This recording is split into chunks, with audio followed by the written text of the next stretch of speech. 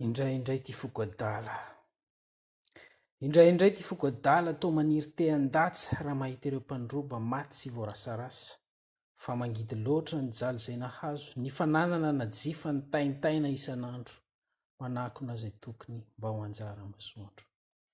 Indraindray ty fokoadala te hitrotra tsy angoraka, te andray ilay kilontsy teo anisan'ny mpitoraka, raha mahita ireo fangoloka tratra tsy afaka nitsoaka, fa mangeroka tsy telona ny angolo zay nahazo ny teo an-tanana mafafa ny ombotrombotra isan'andro. Tsy misy taratra mazava, very ny anjara masoandro.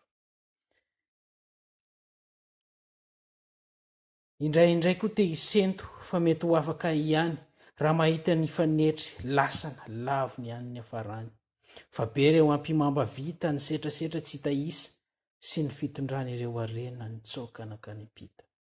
Ny tsy fijerena namana ny fanimbana tanin'ny razana nefa lasana fefa ela ny ela tsy navela ny fotoana ny fahafatesana tsy mera fa nipoka sy mimoana.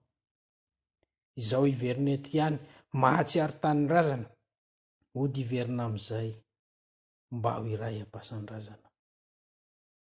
Mitoniry fokoadala aza mihevitra izany, mahereza lalandava fa mandalo ny eto an-tany. Nizaniza no matanjaka manambaka ireo namana manimbazimba tanin'ny razana, fa nahazo toerakafa asa hatao lasy sy amaharana. Nizaniza no nitsokana nalavitra mpamoaka dia mbola ahatsiaro fa tsy ho afaka mitsoka. Ilay nosombana mba hongazana dia ilay tena tanin'ny razana pitahiry fasan'ny razana.